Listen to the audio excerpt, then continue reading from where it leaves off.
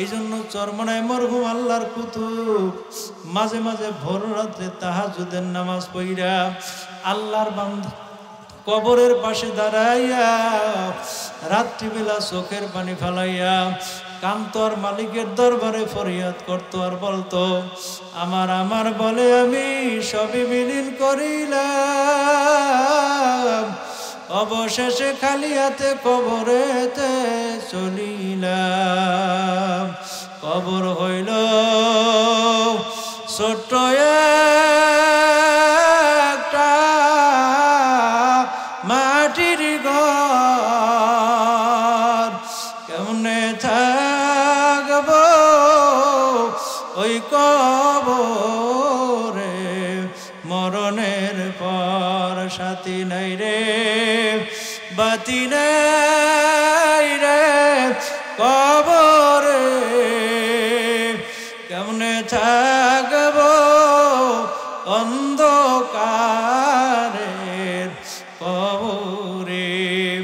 আল্লাহর পাগলেরা চক্ষুটা বন্ধ করিয়া মাথাটা একটু নিচের দিকে ঝুঁকাইয়া দেন আর মনটার একটু বুঝাও রে মন।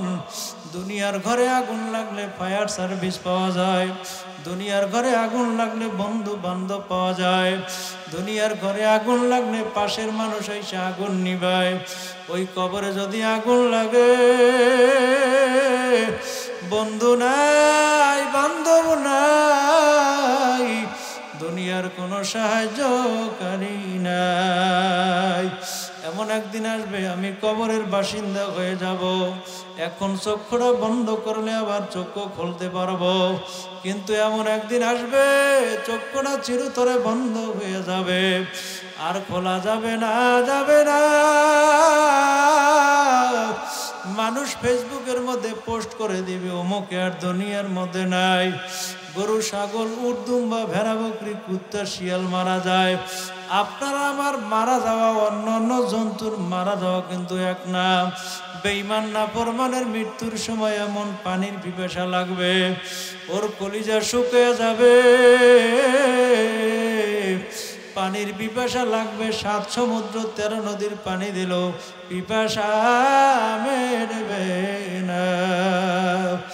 আল্লাহর বান্দা আমার নবী আপনার নবী দয়ার নবী মায়ার নবী যখন ইন্তেকাল করবেন, আল্লাহর নবী অসুস্থ ঘরের মধ্যে শুয়ে আছেন, আল্লাহর নবীর হাত নাড়ায় পাও নাড়ায়, নবী আমার নামাজে যাইতে পারে নাই, হাত দুইটা পানির পাত্রের মধ্যে দেয় ভিজে আবার হাত দুইটা উঠায়। আম্মা জান আয়েশা রাদিয়াল্লাহু আনহা বলেন, ও প্রিয়তম স্বামী আপনার কি হয়েছে? নবী আমার বলেন, আয়েশা সাকরাতুল মাউত বিল হক, মৃত্যুর যন্ত্র শুরু হয়ে গেছে। ওরে আয়েশা আমি নবী সহ্য করতে পারি না। আল্লাহ নবী পানির মধ্যে হাতটা ভিজায় আবার হাতটা উঠায়। হযরত ফাতেমা রাদিয়াল্লাহু আনহা শুনতেছে বাহির থেকে একটা লোক আইসা বারবার সালাম দেয়, ইয়া রাসূলুল্লাহ আমি একটু ভিতরে আসব। হযরত ফাতেমা রাদিয়াল্লাহু আনহা বলে, না না ঘরের মধ্যে আসা যাবে না।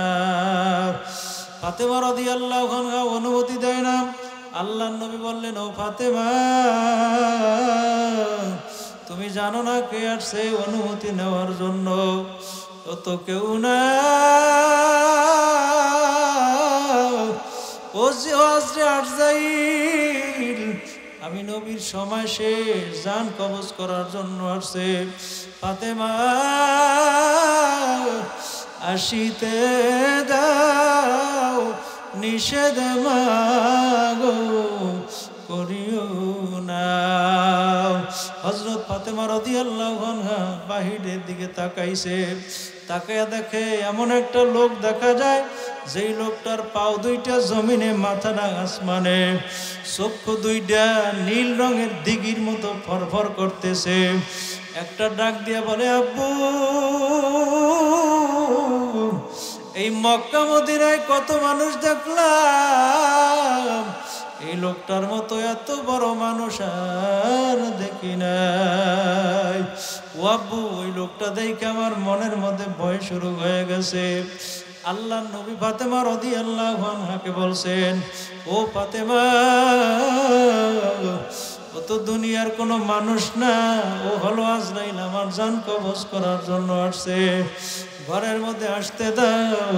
আজরাইল ঘরের মধ্যে আইসা আমার নবীর বুকের উপরে যখন হাত দুইটা রাখছে, আমার নবী এত কষ্ট পাইল, নবী আমার সহ্য করতে পারল না। একটা ডাক দিয়ে বলে, ও ভাই আজরাইল, তুমি কি আমার বুকের উপরে উহুদ পাহাড়টা দিয়ে চাপা দিছো নাকি? আমি নবীর বুকটা ভেঙে যায়, আমি নবী সহ্য করতে পারি না। হাত দুইটা সরাইয়া নাও, আমি নবী আর সহ্য করতে পারি না। হাত উঠাও, আমার অনেক কষ্ট হয়। হাত উঠাও, কথা শোনো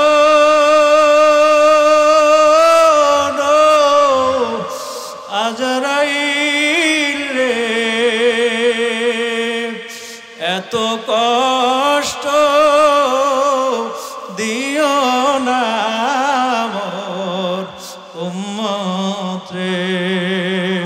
ওরে আজরাইল, আমি নবী কষ্ট সইতে পারি না, হাত ছড়াইয়া নাও, আমার উম্মতকেও কি তুমি এত কষ্ট দিবা? আজরাইল বলে, ও নবী গো, আপনার আমি ডান হাতের শাহাদাত আঙ্গুলের ইশারা দিয়ে জান কবজ করব।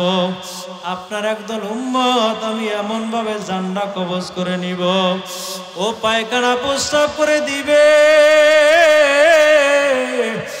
আমি আজরাইলের খাবার কষ্ট সইতে পারবে না। আল্লাহ নবীকে আল্লাহুম্মা ফি রফিকিল আলা, আমার মৃত্যুর কষ্ট শুরু হয়ে গেছে, এখন আমি আল্লাহর সাথে মিলিত হব।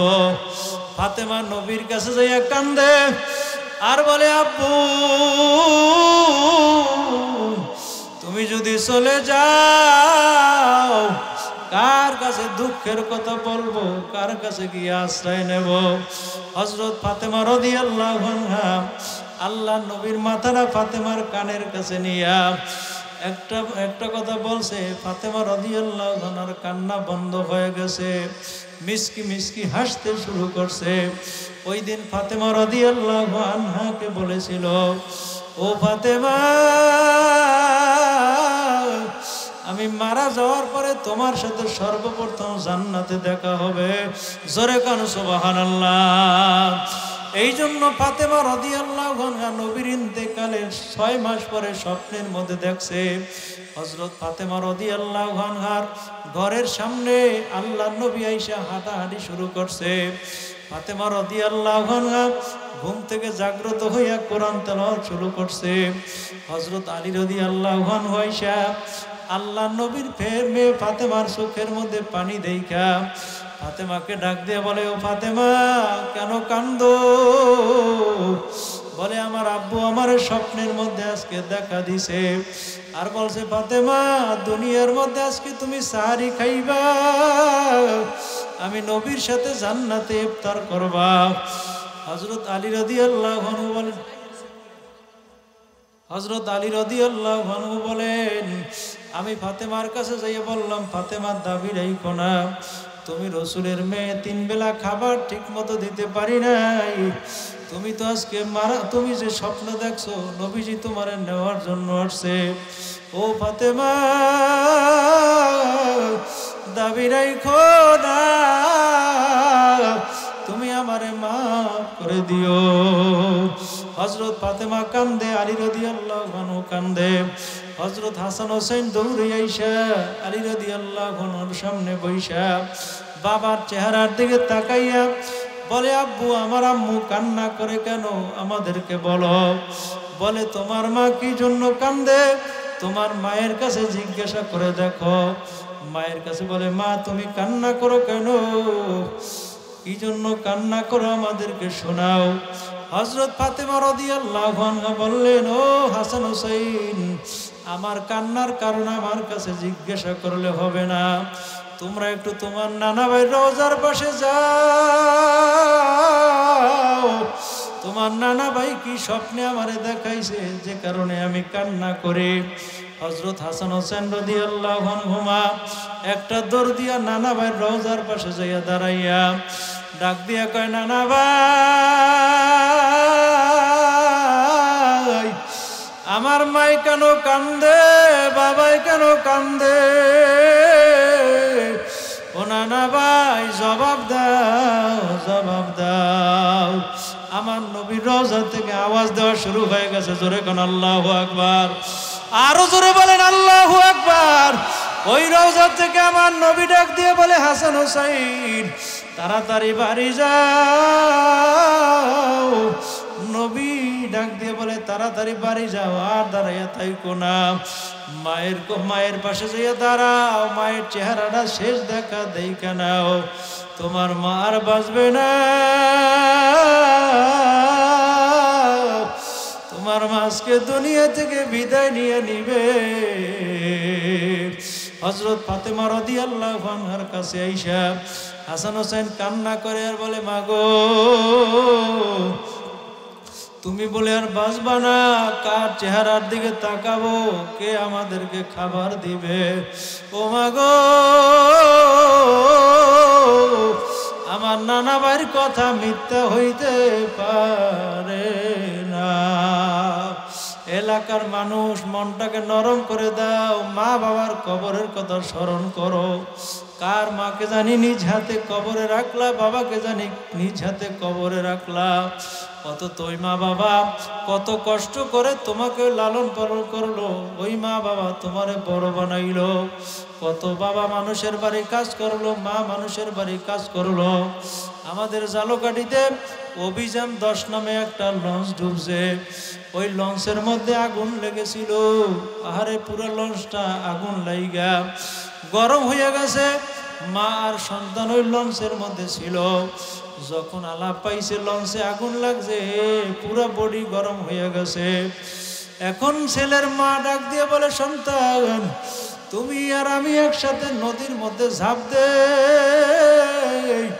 ছেলে বলে, মা আমি তো সাঁতার জানি না, তুমি সাঁতার জানো, তোমার বাঁচা তুমি বাঁচো, আমি এই লঞ্চের মধ্যে থাকবো, আমি মারা যাব। আমি সাঁতার জানি না, আগুনে পুড়ে মরব। আর যদি নদীর মধ্যে ঝাঁপ দেই তাহলে পানির মধ্যে ডুইবাও তো মারা যাব।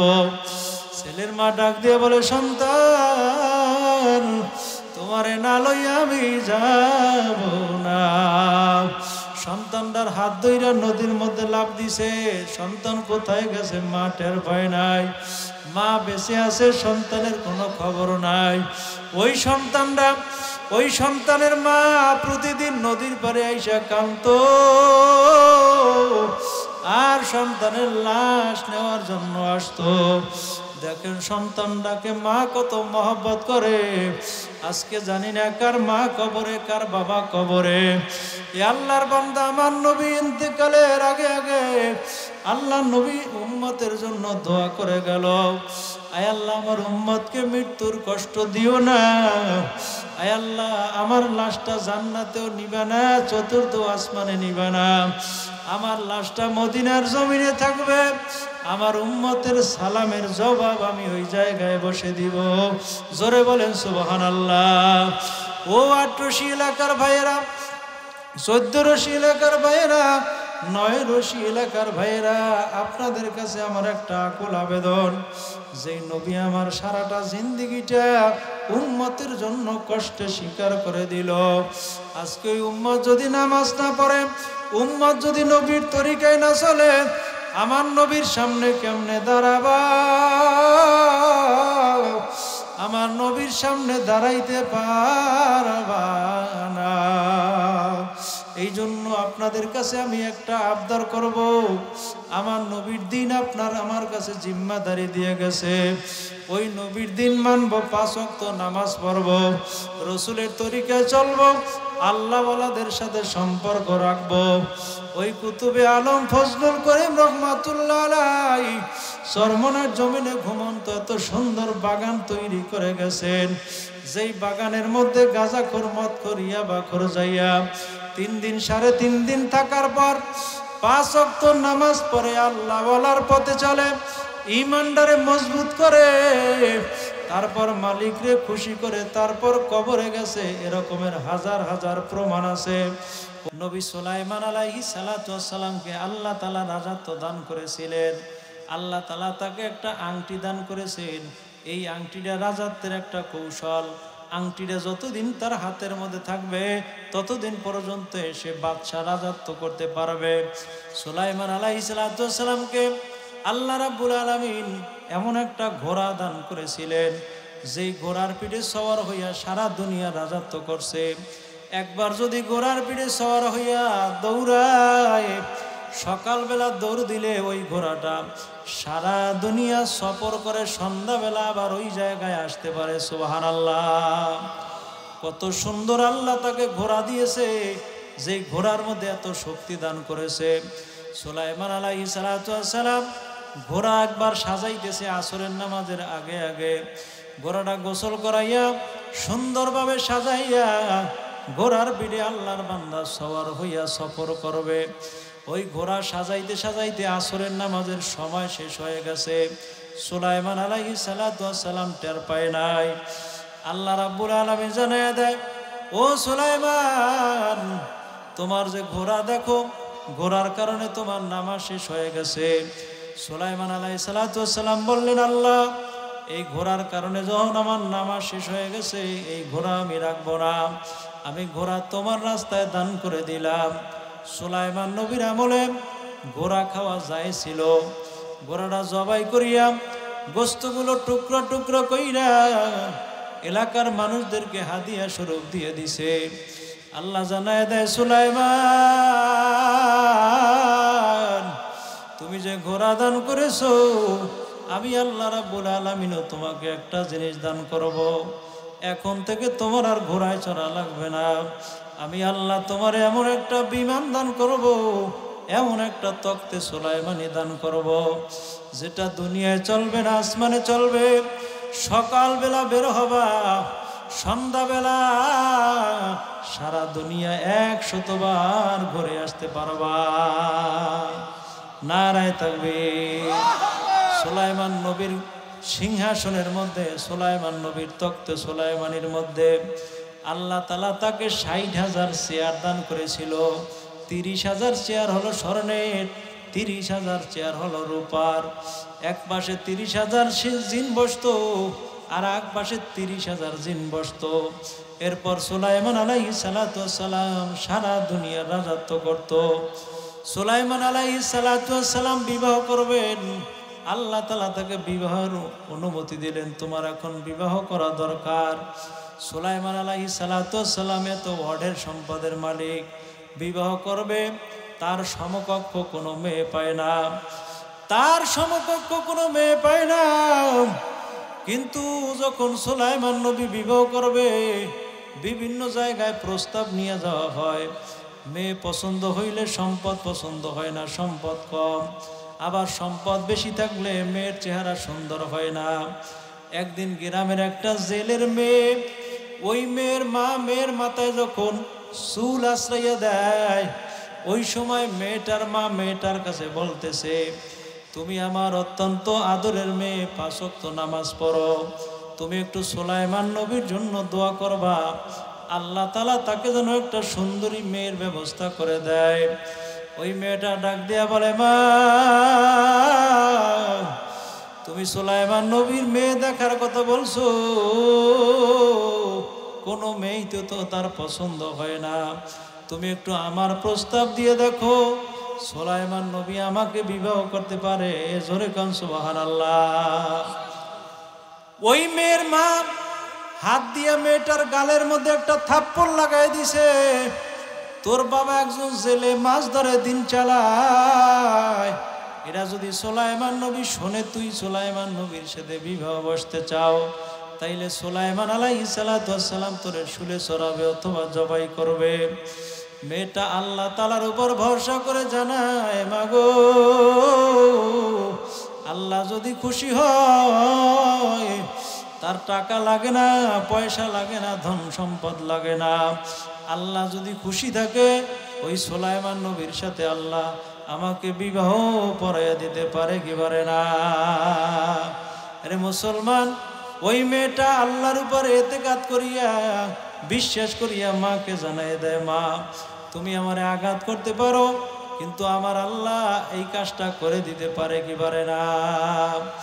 সুলাইমান আলাইহিস সালাম যখন শুনলো একজন গ্রামের চাষি একজন জেলের মেয়ে তার সাথে বিবাহ বসতে চায়, নবীর মধ্যে একটা অহংকারী ভাব এসে গেছে।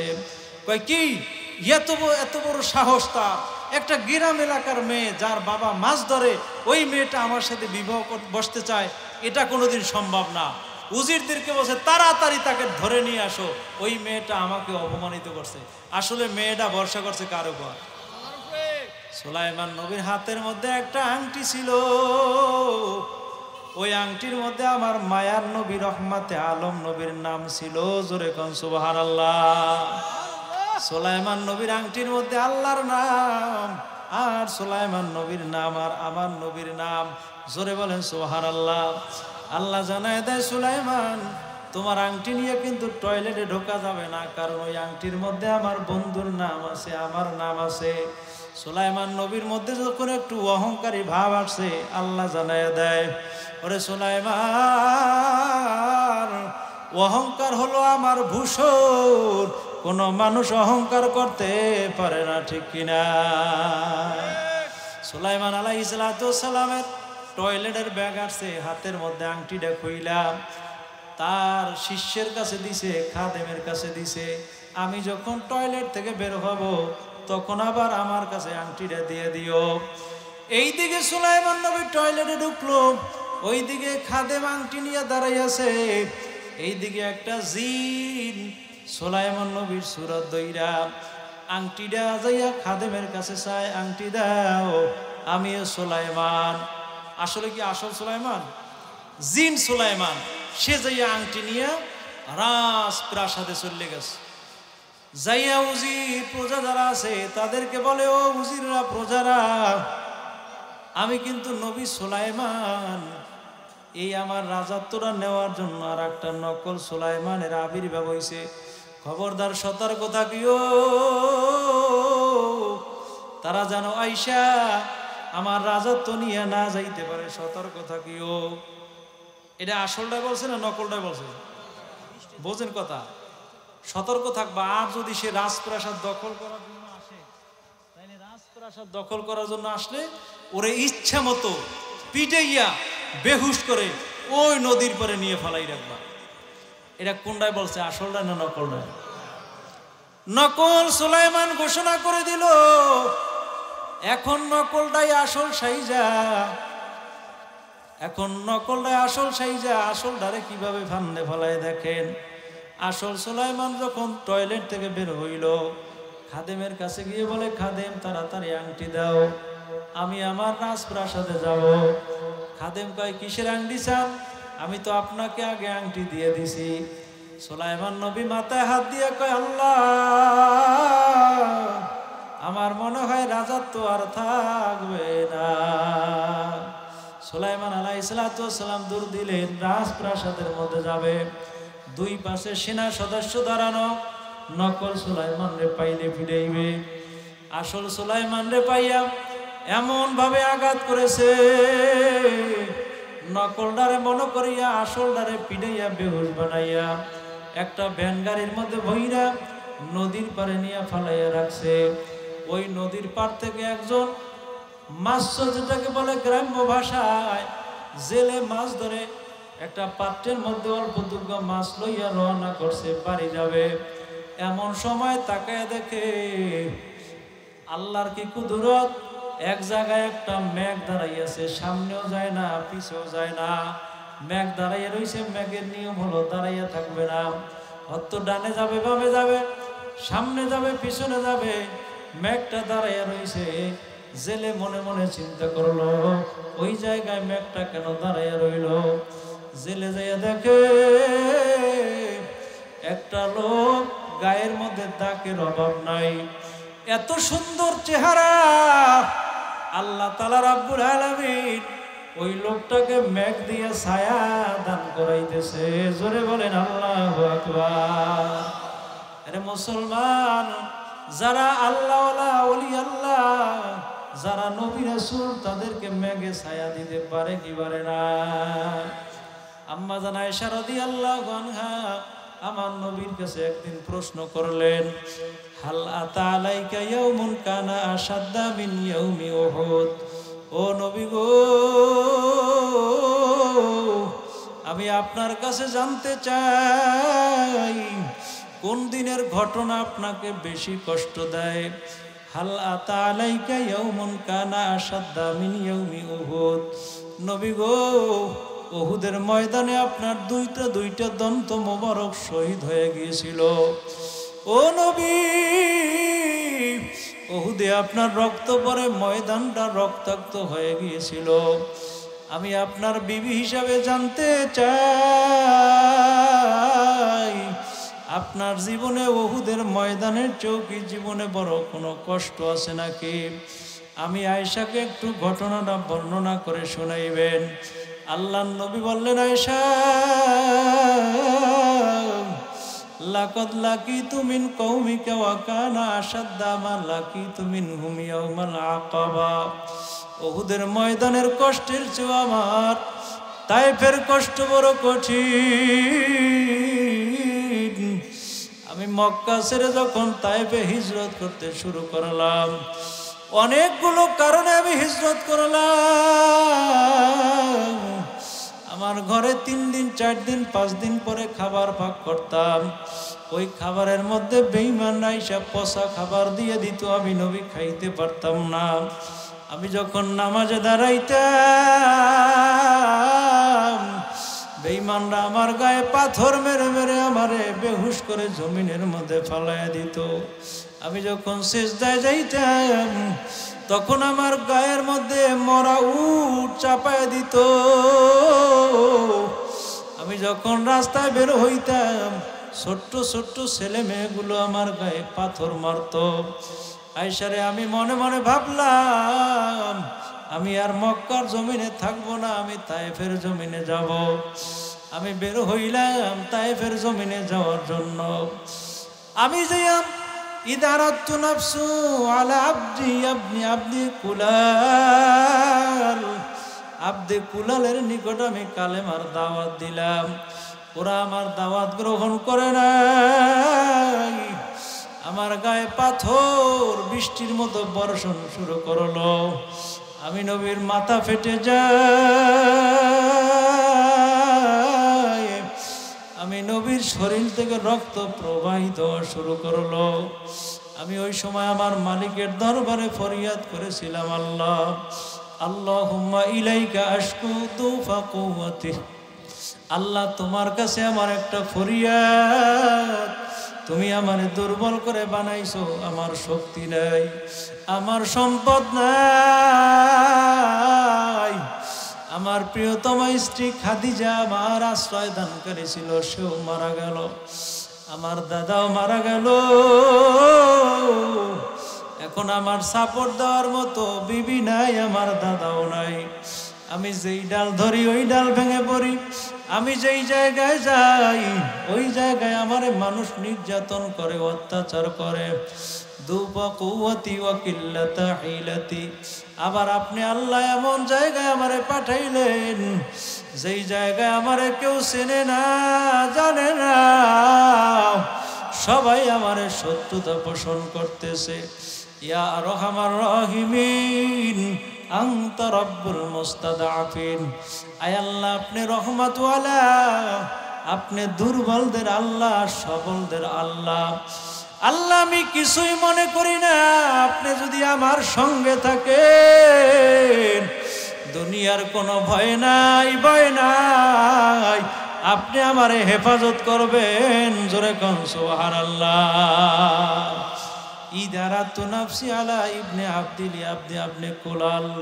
আবদে কুলালের নিকট নবী যখন দাওয়াত নিয়ে গেলেন, আবদে কুলাল আমার নবীর গায়ে পাথর মারে আর বলে, মোহাম্মদ, তোমারে কি আল্লাহ তারা নবী বানানো ছাড়া আর লোক পায় নাই, তোমারে কি আল্লাহ নবী বানাবে?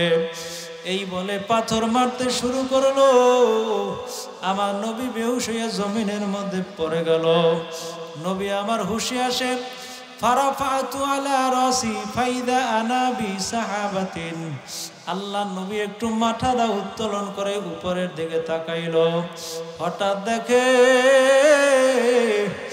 রক্তাক্ত নবীকে ছায়া দেওয়ার জন্য আসমানে একটা মেঘ অবস্থান করতেছে। আল্লাহ নবী আবার তাকাইলো, ফারাফাতু ফিহা জিবরিল। আল্লাহ নবী জিবরিল আলাইহিস সালাতু ওয়াস সালামকে দেখলেন। ফানাদানি ফাকালা কদ সামিয়া কওলা কওমিকা লাকা ওয়া মা রাদ্দু আলাইকা। জিবরিল আলাইহিস সালাতু ওয়াস সালাম আমার নবীকে সান্ত্বনা দিতেছে, ও নবী শোনো, আল্লাহ তাআলা রাব্বুল আলামিন আপনার নিকট আমাকে পাঠাইছে এই জন্য আপনার কোনো ভয় নাই, চিন্তা নাই। আপনি যদি অর্ডার দেন, ইন আথবাকা আলাইহিমুল আকশাবাইন, আমি দুইটা পাথর নিয়ে ওই আব্দে কুলালকে চাপা দিয়া ধ্বংস করে দিব। আমার নবী ডাক দিয়ে বলে, জিবরাইল না না না, তোমরা আমার এই লোকগুলাকে চাপা দিও না, কারণ ওরা এক সময় মরে যাবে, ওদের সন্তানগুলো দুনিয়ার মধ্যে থাকবে।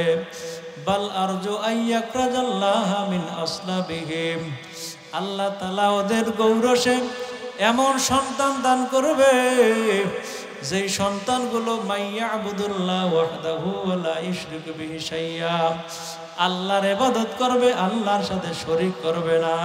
জোরে কোন সুবহানাল্লাহ। আল্লাহ রাব্বুল আলামিন এবার জিবরিলকে বলল, জিবরাইল আমার বন্ধুর সাহায্য তোমার করা লাগবে না, তুমি তাড়াতাড়ি জান্নাতে যাও, জান্নাত থেকে একটা রুমাল নিয়ে আমার নবীর রক্তগুলো মুইছা দাও। কতরাতাইনি ওয়াসারাইন, আমার নবীর রক্ত জমিনে পড়তে দিও না, এই জন্য আমার নবীর রক্ত জমিনে পড়লে জমিনটা কিয়ামত কায়েম হয়ে যাবে, জমিনটা তামা হয়ে যাবে, জমিনে মানবে না, ঘাসপালা জন্মাবে না। তুমি যে আমার নবীর রক্তটা মুইছা দাও, আর ওই রক্ত মাখা রুমাল আমার কাছে দিয়ে দাও। আমি আল্লাহ রাব্বুল আলামিন হাসরের ময়দানে আমার নবীর রক্ত মাখা রুমালটা দেখাবো।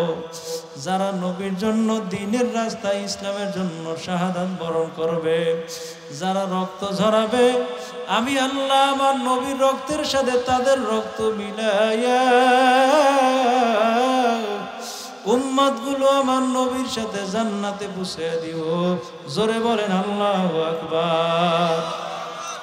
এই জন্য আল্লাহর বান্দারা, যারা আল্লাহওয়ালা, যারা নবী রাসূল, তাদেরকে মেঘে ছায়া দান করে। ওই সুলাইমান আলাইহিস সালাতু ওয়াস সালামকে মেঘে ছায়া দান করতেছে।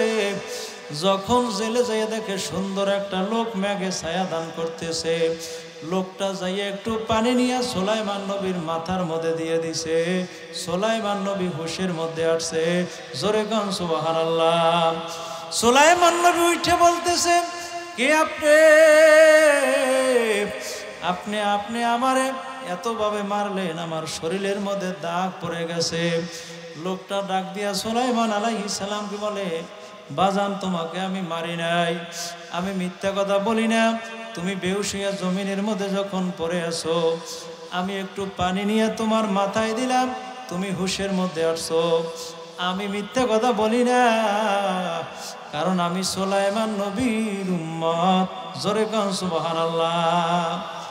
এই জেলে কিন্তু সুলাইমান নবীর কাছেই বলতেছে, আমি সুলাইমান নবীর উম্মত, মিথ্যা কথা বলি না। সুলাইমান আলাইহিস সালাতু ওয়াস সালামকে জিন জাতিরা মাইরা নদীর পাশে নিয়ে ফালাইয়া রাখছে। জেলে উপকার কইরা মাথার মধ্যে পানি দিয়া হুশ বানাইয়া সুলাইমান নবীর জেলের বাড়ির মধ্যে নিয়ে গেছে। ওরে মুসলমান, পরের দিন সুলাইমান নবীর নিয়ে জেলে মাছ ধরার জন্য গেল নদীর পাশে। আল্লাহু আকবার। যখন নদীর মধ্যে জাল মারলো, আল্লাহর এত নেয়ামত সুলাইমান নবীর সাথে থাকার কারণে। এ মুসলমান, বুঝে থাকলে জবাব দেন, মাছ কম পাবে না বেশি পাবে? কারণ যেই ঘরে নবী আছে ওই ঘরে বরকত আছে, যেই ঘরে মাদ্রাসার ছাত্র আছে ওই ঘরে বরকত আছে না নাই? আমরা যদিও মাদ্রাসার ছাত্রদেরকে পছন্দ অনেকে করি না, কিন্তু এই বাংলাদেশটা এখন সারা বিশ্বের মধ্যে মাদ্রাসার ছাত্রের কারণে পরিচিত হয়ে যায়। কারণ হইল সারা বাংলাদেশ না, সারা পৃথিবীর মধ্যে 100 রাষ্ট্র, 110 রাষ্ট্র, 120 রাষ্ট্রের বড় বড় হাফেজদেরকে নিয়ে আল্লাহর ঘর কাবা বাইতুল্লাহর চত্বরে একটা বড় সভা হয়, সেমিনার হয়, প্রতিযোগিতা হয়। ওই প্রতিযোগিতায় যারা 1 নাম্বার, 2 নাম্বার, 3 নাম্বার হয়, অন্য কোনো দেশ নয়,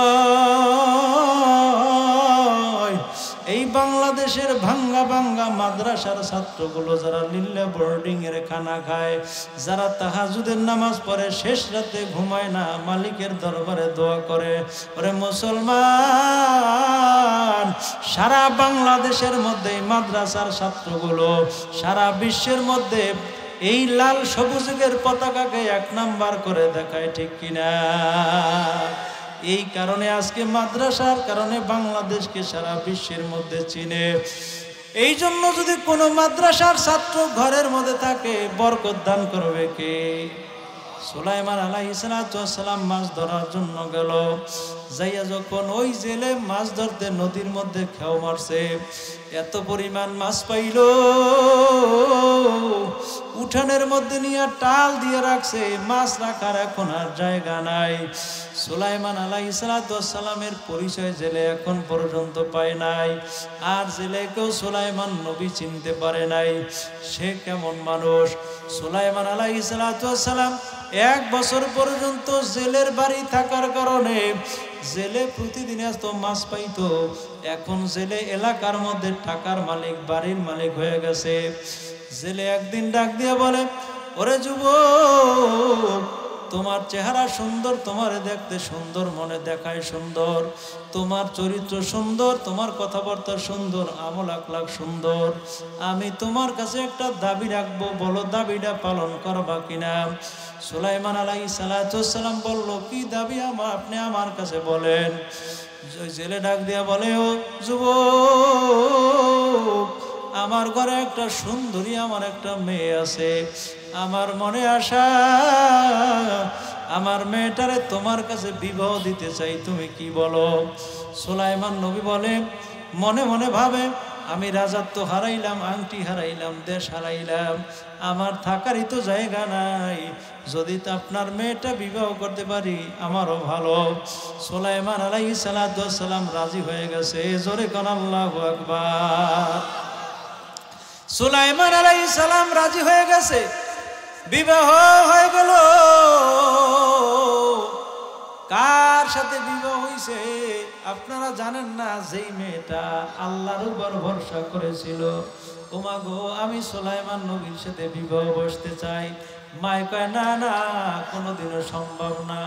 মেয়েটা বলে, আমার আল্লাহ পারে না, এমন কোনো কাজ না, আল্লাহ সব কিছু পারে, কি পারে না? জোরে ডাক দেন আল্লাহ, আরো জোরে ডাক দেন আল্লাহ। এইদিকে নকল সুলাইমান যে দেশ চালাইতেছে, দেশের অবস্থা 12টা বাজাই দিছে, হারাম খাইতেছে, ঘুষ খাইতেছে, সুদ খাইতেছে, টাকা খাইয়া সাল্লিশির রায় দিতেছে। এমন লোক আছে না নাই? এলাকার মানুষজন বেকার হয়ে গেল। এরা তো আমাদের আসল সুলাইমান হইতে পারে না, কারণ আমাদের আসল সুলাইমান কোনোদিন ঘুষ খাইয়া সালিশির রায় দেয় না।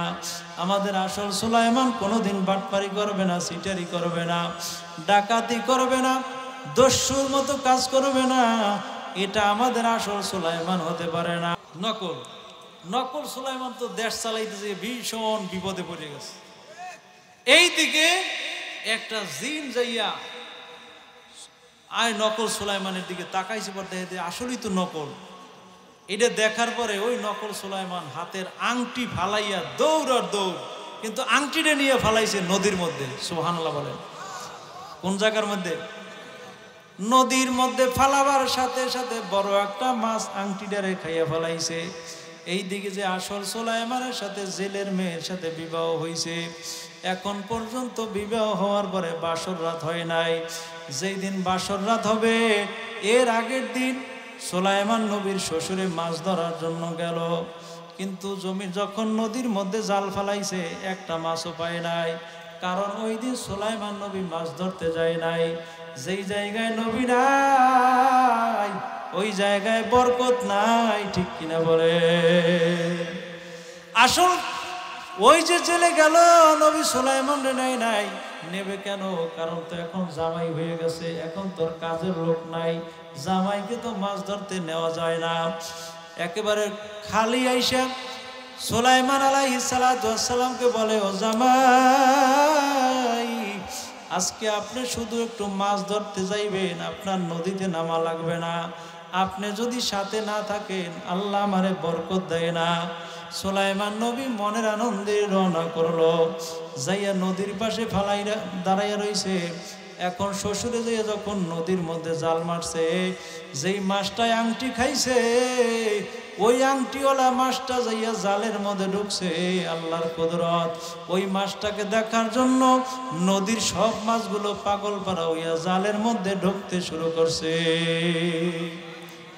এত পরিমাণে মাছ পাইছে, জাল কাটতে দেওয়ার পালা। বিশাল মাছের স্তূপ উঠানের মধ্যে নিয়ে রাখছে। আল্লাহর কুদরত, সুলাইমান নবীর শ্বশুরে বলল, আজকে সব মাছ বাজারে বিক্রি করব, একটা মাছ বাজারে বিক্রি করব না। এই মাছটা আজকে কুইটা সুন্দর মতো পাক করে আমার জামাইকে খাওয়াবো। জোরে কোন সুবহানাল্লাহ। কতগুলো মাছের মধ্য থেকে একটা মাছ নিয়ে মেয়ের কাছে দিছে। মেয়েটা মাছটা সুন্দর মতো কাইটা তারপর পাক করবা। মেয়েটা যখন মাছটা করলো, দেখে মাছের পেটের মধ্যে একটা আংটি পাওয়া গেছে। সুন্দর মতো আংটিটা ধুইয়া নিজে আঁচলের মধ্যে রাইখা দিছে। এই আংটিটা বাসর রাত্রে জামাইকে উপহার দেবে। জোরে বলেন সুবহানাল্লাহ।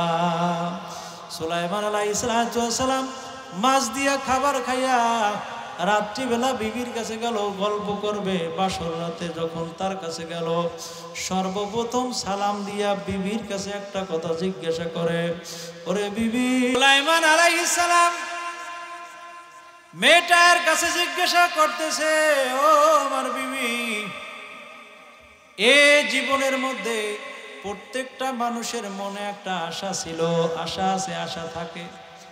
তোমার মনে এমন কি আশা আছে যে আশাটা এখন পর্যন্ত তোমার মা বাবা পূরণ করতে পারে নাই? আমার কাছে বলবা, আমি তোমার মনের আশা পূরণ করে দিব। মেয়েটা ডাক দিয়া বলে, ও প্রিয়তম স্বামী, আমার মনে একটা আশা আছে, সেটা বলা যাবে না। বাসর রাতে বললে ঝগড়া লাগবে, এখন বলা যাবে না। সুলাইমান নবী নাছরবান্দা, সেও ছাড়তেছে না, কয় বলাই লাগবে। কয় বলা যখন লাগবে, শোনেন, এই পৃথিবীর মধ্যে একজন বড় বাদশা ছিল। এই বড় বাদশা সারা দুনিয়াটা রাজত্ব করেছে। আমার মনে মনে নিয়ত ছিল তার আমি স্ত্রী হব। জোরে কোন সুবহানাল্লাহ। কিন্তু আল্লাহ আমারে দেয় নাই। আমি যার বিবি হইতে চেয়েছিলাম তার নাম হলো সুলাইমান আলাইহিস সালাম। আল্লাহ যেহেতু দেয় নাই, আপনার চেহারাটাও দেখতে ভালো, চরিত্র বড় সুন্দর, আমি ওই সুলাইমান রে পাই নাই।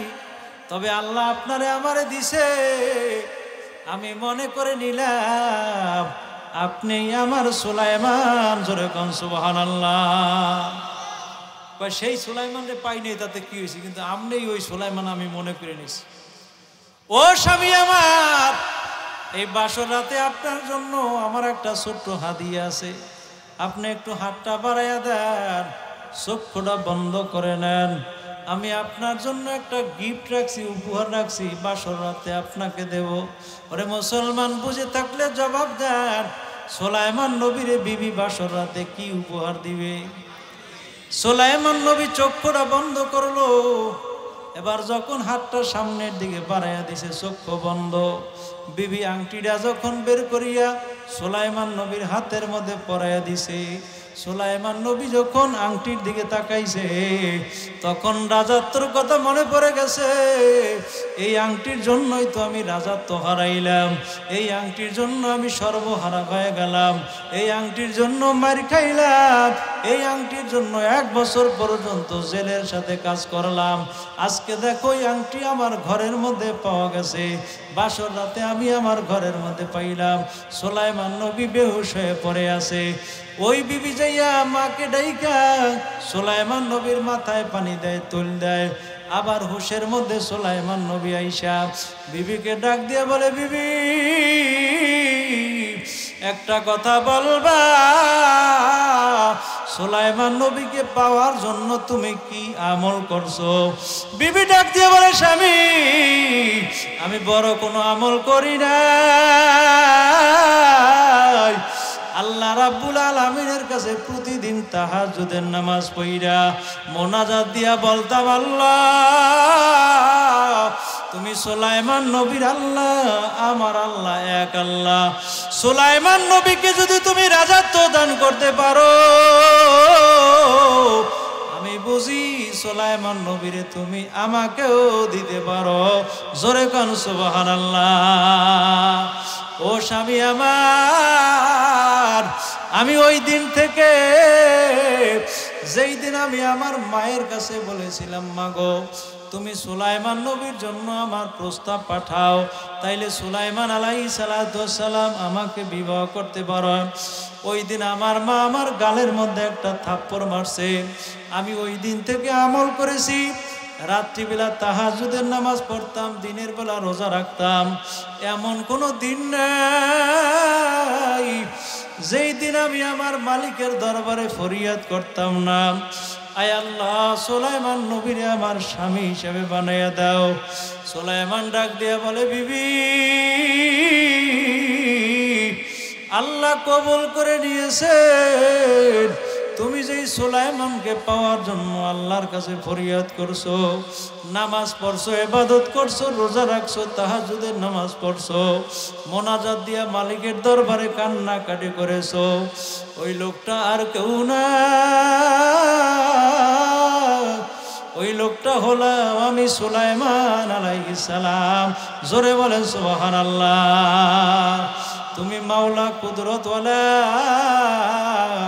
অসীম তোমার বল, সাগর জলে পাথর বাসাও, মরা গাছে ফল। সুলাইমান আলাইহিস সালাম আংটিটা নিয়ে রওনা করলো সিংহাসনের দিকে। যাইয়া দেখে জিন জাতি চলে গেছে, সুলাইমান নবীর সিংহাসন সুলাইমান নবী পাইছে। ওরে মুসলমান, এই জন্য বলি আল্লাহর উপর যদি ভরসা করে আল্লাহ তাআলা বান্দার জন্য যথেষ্ট হয়ে যায়, ঠিক কিনা বলে? আর যেই ব্যক্তি আল্লাহর উপর ভরসা করবে না, আল্লাহ তাদেরকে দুনিয়ায় লাঞ্ছিত করবে, পরকালে তাদেরকে অপমানিত করবে। আর যেই ব্যক্তিকে আল্লাহকে নিয়ে কবরে যাইতে পারবে, আল্লাহ বলেন বান্দার কবরকে আমি জান্নাতের বাগান বানায়া দিব। জোরে কান সুবহানাল্লাহ। এ মুসলমান, এই পৃথিবীতে আল্লাহ রাব্বুল আলামিনের হাবিব সরকারে দো আলম নবী মুহাম্মদ রাসূলুল্লাহ সাল্লাল্লাহু আলাইহি সাল্লাম যখন মেরাজে রওনা করলো, তখন মেরাজে যাওয়ার সময় বোরাকের পিঠে সওয়ার হইয়া নবী 270 কিলোমিটার গেল। যাওয়ার পরে জিবরিল আলাইহিস সালাতু ওয়াস সালামকে আল্লাহ নবী প্রশ্ন করেন, ওরে জিবরাইল, আমি এই জায়গা থেকে জান্নাতের ঘ্রাণ পাইতেছি, মনে হয় যেন আমি জান্নাতের সন্নিকটে চলে আসছি। জিবরিল ডাক দিয়ে বলে, নবী গো, জান্নাতের কাছাকাছি এখনো আসতে পারেন নাই। এই জায়গাটা হলো একজন মুমিন বান্দির কবর, এই কবর থেকে জান্নাতের ঘ্রাণ আসবে কিয়ামত পর্যন্ত। জোরে বলেন সুবহানাল্লাহ। আয় আল্লাহর বান্দা, ও নবীর উম্মতরা, নবী আমার এবার জিবরিল আলাইহিস সালাতু ওয়াস সালামকে বলে, ওরে জিবরিল, এইটা কার কবর আমাকে একটু শোনাও। জিবরিল বলে, এটা হলো ফেরাউনের মেয়ের দাসী মাস্তার কবর। ফেরাউনের দাসীর চুল আশ্রয় দিত। একদিন ফেরাউনের দাসী মাস্তা যখন তার মেয়ের চুল আশ্রয় দেয়, হঠাৎ করে তার হাত থেকে চিরুনিটা জমিনে পড়ে যায়। মাস্তা চিরুনি উঠাবার সময় বলে বিসমিল্লাহির রহমানির রহিম। এবার ফেরাউনের মেয়ে ডাক দিয়ে বলে দাসী তুমি কার নাম নিছো, যেই নামটা নেওয়ার কারণ, তুমি কার নামে চিরুনি উঠাইলা আমাকে শোনাও। মাস্তা এই কথা বলার পর ফেরাউনের দাসী মাস্তা বলতেছে রব্বুক রব্বিক ওয়া রব্বাল আলামিন, এটা হলো আমার রব, তোমার রব, তোমার বাবারও রব। দাসী এবার এই কথা বলার পরে ফেরাউন আইসা ওই দাসীকে ডাক দিয়ে বলে ও দাসী তুমি কি আমি ছাড়া অন্য কাউকে রব হিসেবে মেনে নিছো? কয় আমার একজন রব আছে, যিনি তোমাকেও খাওয়ায়, তোমার মেয়েকেও খাওয়ায়, যিনি আমাকেও খাওয়ায়, তিনি আমার আল্লাহ। ওই আল্লাহ ছাড়া কোনো মাবুদ নাই। এবার দাসীকে ডাক দিয়ে বলে আমার সামনে আয়, তোর দুইটা দুধের বাচ্চা আছে, ওই বাচ্চা দুইটারে আমি 12 মণ তৈল দিয়া আগুন জ্বালাইয়া লাকড়ি 12 মণ লাকড়ি দিয়া 12 মণ তৈল দিয়া একটা পিতলের পাতিলার মধ্যে তৈলগুলো প্রজ্বলিত কইরা তোরে আগুনে ফালাইয়া তোরে ভুনা ভুনা করিয়া ফালাবো যদি কালেমা না ছাড়ো। দাসী ডাক দিয়ে বলে ফেরাউন আমি কি কালেমা শুধু মুখ দিয়ে পড়ছি এমনটা না, এই কালেমা আমি অন্তর দিয়ে পড়েছি। কালেমা আমার অঙ্গ প্রত্যঙ্গ শিরায় উপশিরায় ঢুকছে।